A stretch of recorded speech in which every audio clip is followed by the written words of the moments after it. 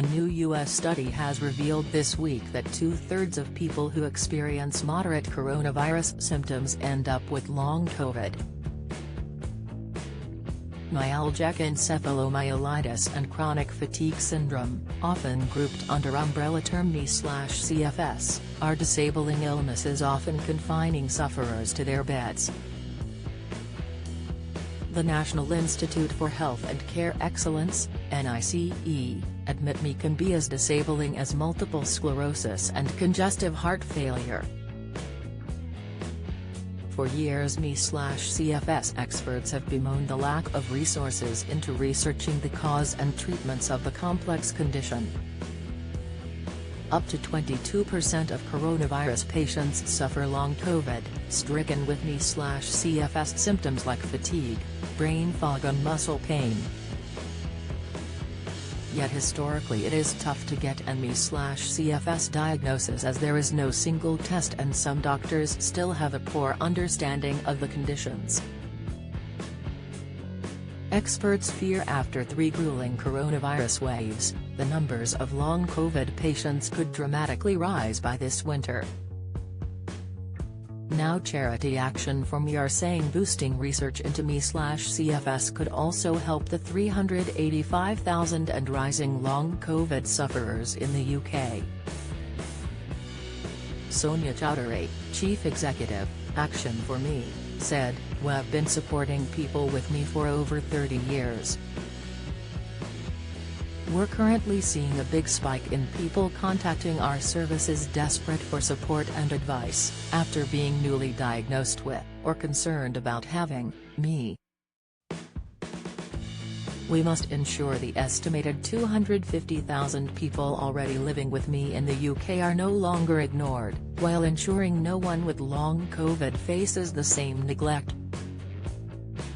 The charity's call comes as a U.S. study reveals 2/3 of people who experience moderate coronavirus symptoms end up with long COVID.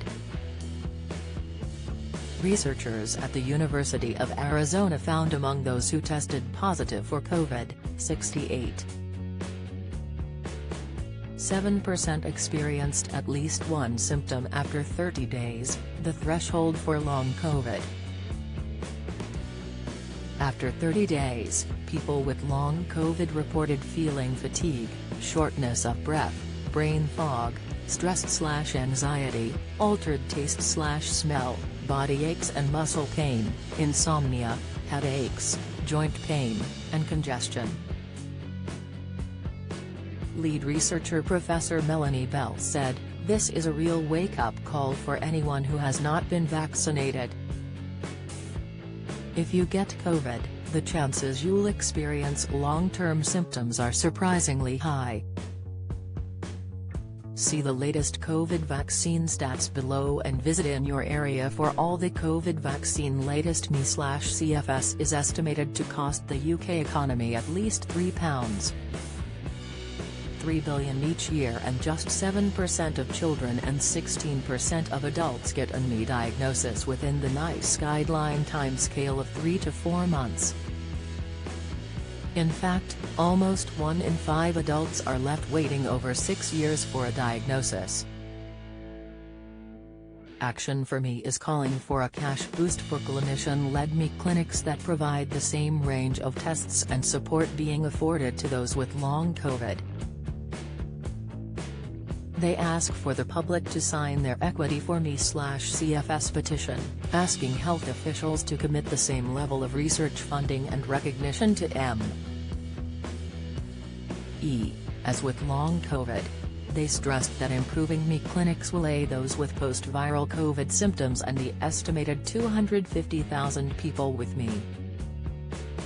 Dr. David Strain, Action for Me's medical advisor, said, "We still know very little about this deeply distressing and debilitating illness which bears a remarkable resemblance to ME and CFS, two illnesses which continue to receive little funding in comparison to the scale of need and impact.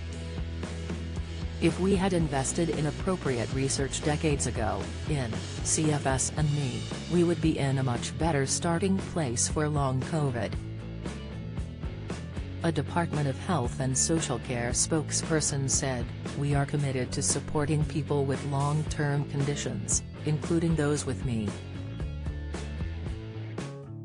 At the start of this year, we launched a new rare diseases strategy to help speed up diagnosis, increase awareness and improve treatment and care for people with rare conditions. But one 47-year-old has told the Daily Express how she has suffered from long COVID for 18 months, with classic me/CFS symptoms. Sue Lake, of Rugby in Warwickshire, was hospitalised in March 2020 for 2 weeks with COVID-related pneumonia and low oxygen levels. By the time she returned home in April last year, she was incredibly weak, but with so little then known about long COVID, doctors were left baffled. Now the professional musician and music teacher says her chronic long COVID affects her whole life. She explained, "I can't walk more than a few steps, have me symptoms, pain everywhere, reduced cognitive ability plus a myriad of other symptoms. I don't ever leave the house unless it's for medical appointments because I can't. Even simple pleasures like talking to friends and family on a video call is so exhausting and causes a relapse. I've never taken a day off work in my life previously because I've always had the mindset of pushing on through illness. However, COVID and long COVID have completely crashed me. It's not possible to push through as that just makes you relapse harder. If self-employed, healthcare is very expensive when you're chronically ill, you don't have any income. I don't have an official diagnosis of me because I haven't been able to find a doctor to give me one." Related articles: Peter Kay's connection to severe disease, what are the symptoms? Sue Perkins' health, the diagnosis that destroyed her life. Marburg virus symptoms, infectious virus could spread far and wide.